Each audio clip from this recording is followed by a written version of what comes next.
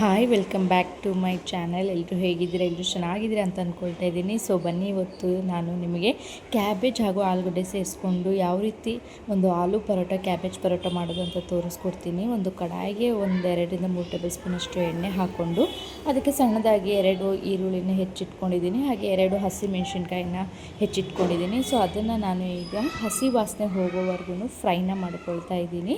ತುಂಬಾ ಅದ್ಭುತವಾಗಿರುತ್ತೆ, ಯಾರು ಬೇಕಾದರೂ ಮಾಡ್ಕೋಬೋದು.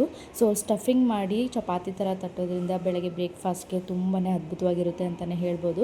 ಸೊ ಅದಾದಮೇಲೆ ಇದಕ್ಕೆ ನಾನು ಸಣ್ಣದಾಗಿ ಹೆಚ್ಚಿಟ್ಕೊಂಡಿರೋ ಕ್ಯಾಬೇಜ್ನ ಹಾಕ್ಕೊಳ್ತಾ ಇದ್ದೀನಿ. ಕ್ಯಾಬೇಜ್ನ ಹಾಕ್ಕೊಳ್ಳೋದ್ರಿಂದ ಸ್ವಲ್ಪ ಟೇಸ್ಟ್ ಬೇರೆಯೇ ಇರುತ್ತೆ ಅಂತಲೇ ಹೇಳ್ಬೋದು, ತುಂಬಾ ಅದ್ಭುತವಾಗಿರುತ್ತೆ. ಸೊ ನೀವು ಯಾರ್ಯಾರು ಟ್ರೈ ಮಾಡಿಲ್ಲ ಕ್ಯಾಬೇಜ್ ಹಾಕಿ, ಪ್ಲೀಸ್ ನೀವು ಕೂಡ ಟ್ರೈ ಮಾಡಿ ಅಂತ ಕೇಳ್ತಾ ಇದ್ದೀನಿ. ಕ್ಯಾಬೇಜ್ ಫುಲ್ಲು ಸ್ವಲ್ಪ ನೀರೆಲ್ಲ ಬಿಟ್ಕೊಳ್ಬೇಕು, ಅಲ್ಲಿವರೆಗೂ ಫ್ರೈ ಮಾಡ್ಕೋಬೇಕು. ನಾನು ಸ್ವಲ್ಪ ಬೇಗ ಬೇಯಲಿ ಅಂತ ಹೇಳಿಬಿಟ್ಟು ಸಾಲ್ಟ್ನ ಹಾಕ್ಕೊಳ್ತಾ ಇದ್ದೀನಿ. ಸೊ ಸಾಲ್ಟ್ ಹಾಕ್ಕೊಳ್ಳೋದ್ರಿಂದ ಬೇಗ ಈರುಳ್ಳಿ ಕೂಡ ಫ್ರೈ ಆಗುತ್ತೆ, ಹಾಗೆ ಕ್ಯಾಬೇಜ್ ಕೂಡ ಸ್ವಲ್ಪ ಬೇಗನೆ ಫ್ರೈ ಆಗುತ್ತೆ ಅಂತಲೇ ಹೇಳ್ಬೋದು. ಕ್ಲೀನಾಗಿ ಈ ರೀತಿಯಾಗಿ ಮಿಕ್ಸ್ನ ಮಾಡಿಕೊಂಡು ಅದಾದಮೇಲೆ ನಾನು ಒಂದು 4-5 ಆಲೂಗಡ್ಡೆನ ಬೇಯಿಸಿ ಈ ರೀತಿ ಸ್ಮ್ಯಾಶ್ನ ಮಾಡಿಟ್ಕೊಂಡಿದ್ದೀನಿ.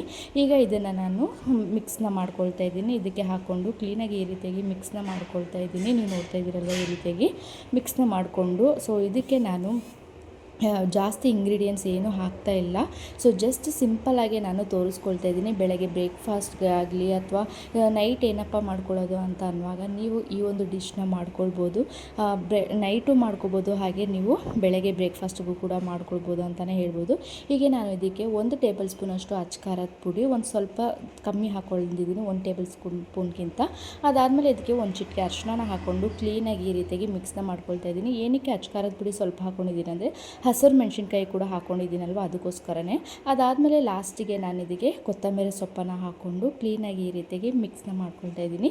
ಸೊ ಇಷ್ಟೇ, ಪಲ್ಯ ಬೇಗನೆ ರೆಡಿ ಆಗಿಬಿಡುತ್ತೆ. ಆಲೂಗಡ್ಡೆ ಬೇಯಿಸ್ಕೊಳ್ಬೇಕು ಅಷ್ಟೇನೇನೆ. ನೋಡ್ತಾ ಇದ್ದೀರಲ್ವ ಎಷ್ಟು ಅದ್ಭುತವಾಗಿ ಕಾಣಿಸ್ತಿದೆ ಅಂತ ಹೇಳ್ಬಿಟ್ಟು. ಈಗ ಇದನ್ನು ನಾನು ಒಂದು ಪಾತ್ರೆಗೆ ತೆಗೆದಿಟ್ಕೊಳ್ತೀನಿ. ಬಿಫೋರೇ ನಾನು ಚಪಾತಿ ಹಿಟ್ಟು ಅಂದರೆ ಗೋಧಿ ಹಿಟ್ಟನ್ನು ಸಾಫ್ಟಾಗಿ ಈ ರೀತಿಯಾಗಿ ಕಲಸಿ ಇಟ್ಕೊಂಡಿದ್ದೆ. ಅದಾದಮೇಲೆ ಪಲ್ಯನ ಒಂದು ಸಪ್ರೇಟಾಗಿ ಬಟ್ಲಲ್ಲಿ ತೆಗೆದಿಟ್ಕೊಂಡಿದ್ದೀನಿ. ಅದಾದಮೇಲೆ ಕೊತ್ತಂಬರಿ ಹಾಗೆ ಬಿಳಿ ಎಳ್ಳು ಸಿಗುತ್ತಲ್ವ, ಅದನ್ನು ಕೂಡ ನಾನು ತೊಗೊಂಡಿದ್ದೀನಿ. ಈಗ ನಾನು ಕೈಯಲ್ಲಿ ಚಪಾತಿ ಯಾವ ರೀತಿ ಲಟ್ಟಿಸ್ತೀವಲ್ವ, ಸೊ ಆ ರೀತಿ ಲಟ್ಟಿಸೋಕ್ಕೆ ಒಬ್ಬಟ್ಟು ಹೂರಣ ಯಾವ ರೀತಿ ನಾವು ತುಂಬ್ತೀವಿ ಅಲ್ವಾ, ಸೊ ಆ ರೀತಿಯಾಗಿ ನಾವು ಇದನ್ನು ಮಾಡ್ಕೊಳ್ಬೇಕಾಗುತ್ತೆ. ಸೊ ನಿಮಗೆ ಎಷ್ಟು ಬೇಕೋ ಅಷ್ಟನ್ನು ಇನ್ನೂ ಸಾಫ್ಟಾಗಿ ಕೂಡ ನೀವು ಹಿಟ್ಟನ್ನು ನಾದ್ಕೋಬೋದು, ಆವಾಗ ನಿಮಗೆ ಸ್ಟಫಿಂಗ್ ಮಾಡೋಕ್ಕೆ ಕ್ಲೀನಾಗಿ ಆಗುತ್ತೆ. ಬಟ್ ನಾನು ಸಾಫ್ಟಾಗಿ ಅಂದರೆ ತುಂಬ ಸಾಫ್ಟಾಗಿ ಒಬ್ಬಟ್ಟು ಹೂರಣ ಮಾಡ್ಕೊಳ್ತಾರಲ್ವ, ಸೊ ಆ ರೀತಿ ನಾನು ಮಾಡ್ಕೊಂಡಿಲ್ಲ. ಜಸ್ಟ್ ನಾರ್ಮಲ್ ಚಪಾತಿ ಹಿಟ್ಟು ಯಾವ ರೀತಿ ಮಾಡ್ಕೊಳ್ತಾರಲ್ವ, ಸೊ ಆ ರೀತಿ ನಾನು ಮಾಡ್ಕೊಂಡಿದ್ದೀನಿ ಅಷ್ಟೇನೆ. ಅದಕ್ಕಿಂತ ಒಂಚೂರು ಸಾಫ್ಟಾಗಿ ಮಾಡ್ಕೊಂಡಿದ್ದೀನಿ. ಅದಾದಮೇಲೆ ನಿಮಗೆ ಸ್ಟಫಿಂಗ್ ಕರೆಕ್ಟಾಗಿ ಬಂದಿಲ್ಲ ಅಂದರೆ ಸೊ ಈ ರೀತಿಯಾಗಿ ನೀವು ಸ್ಟಫಿಂಗ್ನ ಕರೆಕ್ಟಾಗಿ ಪರ್ಫೆಕ್ಟಾಗಿ ಈ ರೀತಿಯಾಗಿ ಮಾಡಿಕೊಂಡು ಲಟ್ಟಣಿಗೆಯಿಂದ ನೀವು ಈ ರೀತಿಯಾಗಿ ಮಾಡ್ಕೊಳ್ಬೋದು. ಇಲ್ಲಾಂದರೆ ನೀವು ಬಟರ್ ಶೀಟ್ ಸಿಗುತ್ತಲ್ವ, ಒಬ್ಬಟ್ಟು ಮಾಡೋ ಶೀಟ್ ಸಿಗುತ್ತಲ್ವ, ಸೊ ಅದರಿಂದಲೂ ಕೂಡ ನೀವು ಮಾಡ್ಕೋಬೋದು ಅಂತಲೇ ಹೇಳ್ಬೋದು. ಇದ್ರ ಜೊತೆಗೆ ನಾವು ಮೊಸರು ಜೊತೆಗೆ ತಿನ್ಬೋದು ಅಂತಲೇ ಹೇಳ್ಬೋದು. ಬೇರೆ ಪಲ್ಯ ಏನೂ ಬೇಕಾಗಿಲ್ಲ, ಜಸ್ಟ್ ಮೊಸರು ಇದ್ದರೆ ಸಾಕು. ಸೊ ಆ ರೀತಿ ಸ್ಟಫಿಂಗ್ ಮಾಡ್ಕೊಂಡಾದ್ಮೇಲೆ ಅದ್ರ ಮೇಲೆ ನಾನು ಕೊತ್ತಂಬರಿ ಸೊಪ್ಪು ಹಾಗೆ ಬಿಳಿ ಎಳ್ಳನ್ನ ಹಾಕ್ಕೊಂಡು ಲಾಸ್ಟಲ್ಲಿ ಒಂದು ಸುಮ್ಮನೆ ಲೈಟಾಗಿ ಲಟ್ಟಿಸ್ಕೊಳ್ತೀನಿ. ಸೊ ಅದನ್ನು ಸೈಡಲ್ಲಿ ಇಟ್ಕೊಂಡು ಈ ರೀತಿಯಾಗಿ ಸ್ಟಫಿಂಗ್ನ ಇನ್ನೊಂದು ರೀತಿಯಾಗೂ ಕೂಡ ಕರ್ಜಿಕಾಯಿ ಯಾವ ರೀತಿ ಸ್ಟಫಿಂಗ್ ಮಾಡ್ತೀವಿ ಆ ರೀತಿ ಕೂಡ ಸ್ಟಫಿಂಗ್ ಮಾಡಿ ತೋರಿಸ್ತಾ ಇದ್ದೀನಿ ನಿಮಗೆ. ಆ ರೀತಿ ಸ್ಟಫಿಂಗ್ ಮಾಡಾದಮೇಲೆ ನೀವು ರೌಂಡ್ ಶೇಪಲ್ಲಿ ತೊಗೊಂಡು ಬರ್ಬೋದು. ಸೊ ಅದಾದಮೇಲೆ ಈ ರೀತಿಯಾಗಿ ಲಟ್ಟಿಸ್ಕೊಂಡು ಪಲ್ಯನೂ ಕೂಡ ನೀವು ನೋಡಿಕೊಂಡು ಹಾಕ್ಕೊಳ್ಳಿ. ಹಿಟ್ಟು ಎಷ್ಟು ತೊಗೊಳ್ತೀರಾ ಅದಕ್ಕೂ ಒಂದು ಸ್ವಲ್ಪ ಜಾಸ್ತಿನೇ ಹೂರಣ ಅಂದರೆ ಒಳಗಡೆ ಪಲ್ಯ ಏನು ತೊಗೊಂಡಿದ್ದೀವಲ್ವ ನಾವು ಆಲೂ ವಿತ್ ಕ್ಯಾಬೇಜ್ ಪಲ್ಯ, ಅದನ್ನು ತೊಗೊಳ್ಬೇಕಾಗುತ್ತೆ. ತುಂಬಾ ಅದ್ಭುತವಾಗಿರುತ್ತೆ. ಅದ್ರ ಮೇಲೆ ನಾನು ಸ್ವಲ್ಪ ಕೊತ್ತಂಬರಿ ಸೊಪ್ಪು ಸ್ವಲ್ಪ ಗಾರ್ನಿಷ್ ಮಾಡ್ತಾಯಿದ್ದೀನಿ, ನೋಡೋಕ್ಕೂ ಕೂಡ ತುಂಬಾ ಚೆನ್ನಾಗಿರುತ್ತೆ ಅಂತ ಹೇಳ್ಬಿಟ್ಟು ಸ್ವಲ್ಪ ಕೊತ್ತಂಬರಿ ಸೊಪ್ಪು ಹಾಗೆ ಬಿಳಿ ಎಳ್ಳನ್ನ ಹಾಕ್ಕೊಂಡಿದ್ದೀನಿ.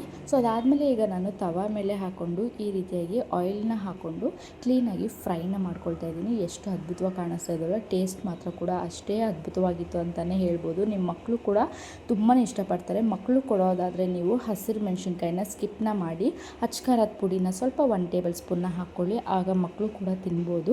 ಸೊ ನಾವು ನಮ್ಮ ಮನೆಯಲ್ಲಿ ದೊಡ್ಡವರೆಲ್ಲರೂ ತಿನ್ನೋದಕ್ಕೋಸ್ಕರ ನಾನು ಹಸಿರು ಮೆಣಸಿನ್ಕಾಯಿನ ಹಾಕಿದ್ದೀನಿ ಅಷ್ಟೇನೆ.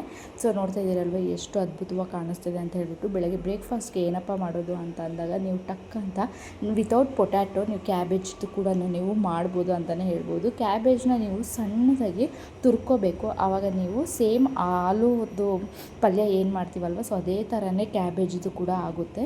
ಸೊ ಈ ರೀತಿ ಮಾಡೋದ್ರಿಂದ ನಿಮಗೂ ಕೂಡ ಈಸಿ ಆಗುತ್ತೆ ಅಂತಲೇ ಹೇಳ್ಬೋದು. ಟೇಸ್ಟ್ ಮಾತ್ರ ಅಲ್ಟಿಮೇಟಾಗಿ ಆಗಿತ್ತು. ತಪ್ಪದೆ ನಿಮ್ಮ ಮನೇಲೂ ನೀವು ಕೂಡ ಟ್ರೈ ಮಾಡಿ ಅಂತ ಹೇಳ್ತಾ ಇದ್ದೀನಿ. ನಮ್ಮ ಮನೇಲಿ ಎಲ್ಲರೂ ಕೂಡ ಇಷ್ಟಪಟ್ಟಿದ್ದಾರೆ ಅಂತಲೇ ಹೇಳ್ಬೋದು. ಚಪಾತಿ ಮಾಡಿ ಪಲ್ಯ ಮಾಡಬೇಕು ಮತ್ತು ಅದಕ್ಕೆ ಏನಾದರೂ ಮಾಡಬೇಕು ಅಂತ ಅಂದಾಗ ಸೊ ಈ ರೀತಿ ಪಲ್ಯ ಮಾಡಿಕೊಂಡು ಆಲೂ ಆ್ಯಂಡ್ ಕ್ಯಾಬೇಜ್ ಪರೋಟಾನ ನೀವು ಮಾಡ್ಕೋಬೋದು. ಸೊ ನಾನು ಎಕ್ಸ್ಟ್ರಾ ಮಾಡಿಟ್ಕೊಂಡಿದ್ದೆ, ಅದನ್ನೆಲ್ಲ ಇವಾಗ ನಾನು ಸುಟ್ಕೊಳ್ತಾ ಇದ್ದೀನಿ. ಈ ರೀತಿ ಕಲರ್ ಬರೋವರೆಗೂ ಫ್ರೈ ಮಾಡಿಕೊಂಡ್ರೆ ಆಯಿತು. ನಾವು ಒಂದು ಸೈಡ್ ಮಾತ್ರ ಎಳ್ಳು ಮತ್ತು ಕೊತ್ತಂಬರಿ ಸೊಪ್ಪನ್ನ ಉಪಯೋಗಿಸಿದ್ದೀವಿ ಅಷ್ಟೇನೆ, ಎರಡು ಸೈಡ್ ಉಪಯೋಗಿಸಿಲ್ಲ. ಸೊ ನೀವು ಕೂಡ ಒಂದೇ ಕಡೆ ಗಾರ್ನಿಷ್ನ ಮಾಡಿದ್ರೆ ತುಂಬಾ ಅದ್ಭುತವಾಗಿರುತ್ತೆ ಅಂತಲೇ ಹೇಳ್ಬೋದು. ಇನ್ನು ಯಾರೇ ನನ್ನ ಚಾನಲ್ನ ಸಬ್ಸ್ಕ್ರೈಬ್ ಮಾಡ್ತೀರಿ ನೋಡ್ತಾ ಇದ್ದೀರಾ, ಪ್ಲೀಸ್ ನನ್ನ ಚಾನಲ್ನ ಸಬ್ಸ್ಕ್ರೈಬ್ ಮಾಡಿ, ಹಾಗೆ ಲೈಕ್ ಶೇರ್ ಕಮೆಂಟ್ ಮಾಡೋದನ್ನು ಕೂಡ ಮರಿಬೇಡಿ. ಸಿಗ್ತೀನಿ ಮುಂದಿನ ವೀಡಿಯೋದಲ್ಲಿ. Thank you for watching. Bye bye.